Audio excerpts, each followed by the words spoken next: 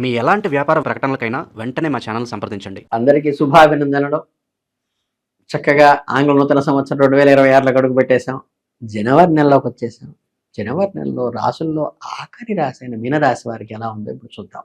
ఈ మాసంలో గ్రహాల స్థితిగతులు, ముఖ్యంగా శని భగవానుడు సంచారం మీ రాశిలోనే ఉండటం వల్ల జీవితంలో అనేక కొత్త పాఠాలు నేర్చుకునే అవకాశం ఉంది. ఈ సమయంలో మీరు మిశ్రమ ఫలితాలను అందించే అవకాశం ఉంది. అంతిమంగా ఇది మిమ్మల్ని ఒక మానసికమైన బలవంతులుగా అంటే స్ట్రగుల్లోంచి విజయం సాధించినప్పుడు వచ్చే మానసిక గట్టితనం అనేది మీలో వస్తుంది. జనవరి నెల ప్రారంభంలో నుండి మీ ఆలోచన విధానంలో స్పష్టమైన మార్పులు కనిపిస్తాయి. గత కొంతకాలంగా వాయిదా పడుతున్న పనులు ఈ నెలలో ముందుకు సాగే అవకాశం ఉంది. ప్రతి అడుగులోనూ ఆచి తూచి అడుగు పెట్టవలసిన అవసరం వస్తుంది. మీనరాశి వారికి ప్రస్తుతం శని ప్రభావం ఎక్కువగా ఉంటుంది. ఏలినాటి శని కూడా ఎంటర్ అయింది కాబట్టి జనవరి నెలలో కొంచెం బద్ధకాన్ని, నిరాశను, అనవసరమైన భయాలని, ఇది జరుగుతుందా, పెడుతుందా, చెయ్యొచ్చులే, చూద్దాంలే, ఇటువంటి లక్షణాలన్నీ కూడా మందుడైనటువంటి శనుడు కారకుడవుతాడు.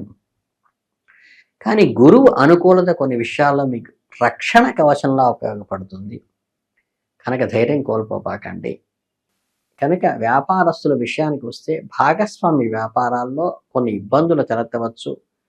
మీ భాగస్వాములతో, పార్ట్నర్స్తో అభిప్రాయ భేదాలు చాలా సిల్లీగా వస్తాయి. వ్యాపార విస్తరణకు సంబంధించిన నిర్ణయాలు తాత్కాలికంగా వాయిదా వేయటం మంచిది. స్పిట్స్ వచ్చినప్పుడు, కొత్త ఒప్పందాలు చేసుకునేటప్పుడు నిబంధనలను స్పష్టంగా చదువుకుని మీకు ఇష్టమైతేనే అగ్రిమెంట్లోకి దిగండి. అలాగే వ్యాపారం చేస్తున్న వారికి నెలలో కొంత లాభదాయకంగానే ఉంటుంది. కస్టమర్లతో మాట్లాడేటప్పుడు ఓర్పుగా వ్యవహరించండి, లేకపోతే వ్యాపారం యొక్క డీఫేమ్ అయ్యే అవకాశం ఉన్నది. మేజర్ డిస్ప్యూట్కి రీజన్ అవుతూ ఉంటుంది. ప్రభుత్వ ఉద్యోగ ప్రయత్నాలు చేస్తున్న వారికి, బదిలీల కోసం ప్రయత్నిస్తున్న వారికి నెల ద్వితీయార్థంలో కొన్ని సానుకూలమైన అవకాశాలు అయితే ఉన్నాయి. విదేశీ ఉద్యోగాల ప్రయత్నం చేసే వారికి వారి ప్రక్రియలో కొంత జాప్యం జరిగినప్పటికీ నిరాశ చెందాల్సిన అవసరం అయితే లేదు. ఆరోగ్య విషయానికి వస్తే ఈ నెలలో మీకు అత్యంత జాగ్రత్తగా ఉండాలి. శారీరక ఆరోగ్యం కంటే మానసిక ఆరోగ్యంపై శ్రద్ధ వహించండి. ఎందుకంటే శారీరకంగా వచ్చే శ్రమ కంటే కూడా ఒక రకమైన ఆప్టమిస్టిక్లోంచి పెసిమిస్టిక్లోకి మైండ్ మారుతుంది. అంటే ప్రతిదాని మీద అశ్రద్ధ, అనాసక్తి ఇది కలగ చేస్తాడు శని. కనుక ముఖ్యంగా పని ఒత్తిడి ఉంటుంది, మానసికంగా స్ట్రెస్ వస్తుంది, నిరాసక్తి వస్తుంది.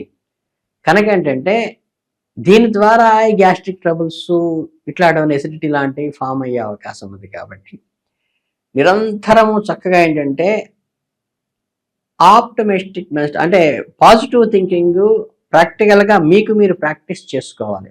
ఏది జరిగినా మన మంచికైన స్థితికి రావాలి. సహజ కృత్యాలకు దూరంగా ఉండాలి. ఈ పరీక్షా సమయంలో ఏంటంటే మీ పై అధికారులపై మీపై ఒత్తిడి ఎక్కువ చేస్తూ ఉంటారు. మీరు ఎంత కష్టపడినా తగిన గుర్తింపు రావటం లేదనే ఆవేదన, భావజాలం మీలో కలుగుతుంది. సహోద్యోగులతో చిన్న చిన్న మాట పట్టింపులు, ఇప్పటిదాకా ఉన్న గౌరవ మర్యాదలు ఏమైనా తగ్గినయ్యేమో అన్న భావన కలిగేటువంటి సూచనలు అయితే కనిపిస్తున్నాయి. ఎందుకంటే చిన్న విషయాలు కూడా పెద్ద వివాదాలకు దారితీస్తూ ఉంటాయి. చాలా సిల్లీ థింకింగ్ కూడా. ఆర్థిక పరిస్థితి గురించి మాట్లాడితే జనవరి నెలలో ఆదాయము మరియు ఖర్చుల మధ్య సమతుల్యత లోపించే అవకాశం ఉంది. ధన ప్రవాహం అడక్వేట్గా ఉన్నట్టే అనిపిస్తుంది, కానీ ఏదో వెళ్తే చివరికి తడువుకోవాల్సిన పరిస్థితి అయితే వస్తుంది. ఇది వేటి వల్ల వస్తుందంటే అన్ఎక్స్పెక్టెడ్ ఎక్స్పెండిచర్, అంటే ప్లానింగ్లో, బడ్జెట్లో లేనటువంటి అసందర్భంగా అప్పటికటే వచ్చేవంటే ఇంటి మరమ్మతులు కానీ, బండి రిపేర్స్ కానీ, అన్ఎక్స్పెక్టెడ్గా చుట్టాల కోసం ఖర్చులు కానీ, ఎవరికైనా అప్పు ఇచ్చే పరిస్థితి తీసుకురావడం కానీ, ఇట్లాంటివన్నీ వస్తాయి. కానీ అప్పు ఇవ్వటం మాత్రం ఎట్టి పరిస్థితుల్లో చేయబాకండి. స్టాక్ మార్కెట్, రియల్ ఎస్టేట్లో రిస్క్ ఫ్యాక్టరే ఎక్కువ ఉంటుంది. కుటుంబ జీవితంలో మిశ్రమ ఫలితాలు గోచరిస్తాయి. మీ జీవిత భాగస్వామితో చిన్న చిన్న విషయాలకే గొడవ పడవలసిన అవసరం ఏలినాటి శ్రమి ప్రభావం వల్ల కలుగుతుంది. అసహనము, కోపము, ఉక్రోషము, అశాంతి, మాట్లాడే మాటలు కుటుంబ సభ్యులను బాధపెట్టవచ్చు. ఇంట్లో ప్రశాంతత వాతావరణం నెలకొల్పడానికి మీకు మీరుగా ప్రయత్నించండి. తల్లిదండ్రుల ఆరోగ్య విషయంలో జాగ్రత్త అవసరం. ముఖ్యంగా తల్లిగారిని అభిప్రాయ భేదాలు రాకుండా చూసుకోవండి. పిల్లల ప్రవర్తనకు కూడా మీకు కొంత ఆందోళన కలిగించవచ్చు. వారి చదువు పట్ల శ్రద్ధ చూపించాలి. వాటిని మందలించే బదులు ప్రేమతో నచ్చచెప్పటం మంచిది. దూరపు బంధువుల నుండి వచ్చే వార్తలు కొత్త ఆశ్చర్యాన్ని, కొంతవరకు ఆందోళనను కూడా కలిగిస్తాయి. గృహంలో ఏదైనా శుభకార్యము లేదా దైవ కార్యక్రమం నిర్వహించే ఆలోచన చేస్తారు. ఇది కుటుంబ సభ్యుల మధ్య ఐక్యత పెంచడానికి దోహదపడుతుంది. అవివాహితులకు వివాహ ప్రయత్నాల జాప్యం జరిగే అవకాశం ఉంది. నిరాశ చెందవద్దు. సరైన సమయంలో కోసం వేచి చూడటం ఒక్కటే మనం చేయగలిగేటువంటి ప్రధాన కర్తవ్యం. ఇకపోతే మీరు ప్రతిదాన్ని కొంచెం పారదర్శకంగా ఉండండి. ట్రాన్స్పరెంట్గా ఉన్నట్లు ఎదుటివాడికి నమ్మక కలిగేలాగా నువ్వు చేయగలగటమే మీలోని గొప్పతనము. అదే ఇబ్బంది లేకుండా చేస్తుంది మీకు. విద్యార్థుల విషయానికి వస్తే ఈ నెల ఏకాగ్రత లోపించే అవకాశం ఉంది. చదువు పట్ల దృష్టి పెట్టడం కష్టంగా మారుతుంది. స్నేహితులతో సమయం గడటము, ఊరికే కాలక్షేపం గంటల తరబడి వృధాగా వెళ్ళిపోయేటువంటి అవకాశం ఉంది. కాబట్టి నిబద్ధతగా, నిక్కచ్చిగా స్టడీ ప్లానింగ్ చేసుకుని ముందుకు వెళ్ళటం ఖచ్చితంగా అవసరము. ఈ రాశి వాళ్ళ విద్యార్థులు ఎవరైనా ఉంటే తల్లిదండ్రులు ఈ విషయంలో ప్రాక్టికల్గా వాళ్ళతో మాట్లాడి ఉన్న లోపాన్ని, గ్రహ లోపాన్ని తెలియచేసి వాళ్ళకి సిస్టమేటిక్ స్టడీ జరిగేట్టుగా చూసుకోవడం బాధ్యత ఈ రాశి వారి తల్లిదండ్రుల మీద ఉంది. ఉన్నత చదువుల కోసం విదేశాలకు వెళ్ళాలనుకునే విద్యార్థులకు కూడా చిన్నపాటి ఆటంకాలు ఎదురవుతుంటాయి. చాలా సిల్లీ థింగ్స్కి ఎదురవుతుంటాయి. గురువుల సహాయ సహకారాలు తీసుకోవటం మంచిది. ఆధ్యాత్మికంగా ఈ నెలలో మీనరాశి వారికి మంచిదనే చెప్పవచ్చు. మానసిక, శారీరకంగా కొంచెం పని ఒత్తిడి, స్ట్రగుల్ కలిగేటువంటి అవకాశం అయితే కలుగుతుంది.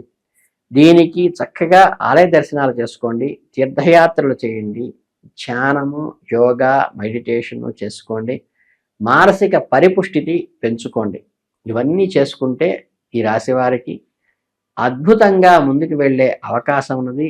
మీ అందరూ కూడా ఈ చిన్న చిన్న జాగ్రత్తల్లో ప్రాక్టికబుల్గా ముందుకు వెళుతూ నేల విరుసు చామ చేయకుండా, అనుకున్న గుర్తింపు రాలేదనే అనాసక్తితో పెంచుకోకుండా, ఏది వచ్చినా భగవత్ అనుగ్రహంగా భావిస్తూ మీరు ఒక ఉచ్చ స్థితిలోకి వెళ్ళినటువంటి మానసిక స్థితిలోకి వెళ్ళినట్లయితే మీకు ఈ నెలంతా చాలా ప్రశాంతంగా జరుగుతుందని మనస్ఫూర్తిగా కోరుకుంటూ అందరికీ శుభాభినందనలు తెలియజేసుకుంటూ జై హింద్.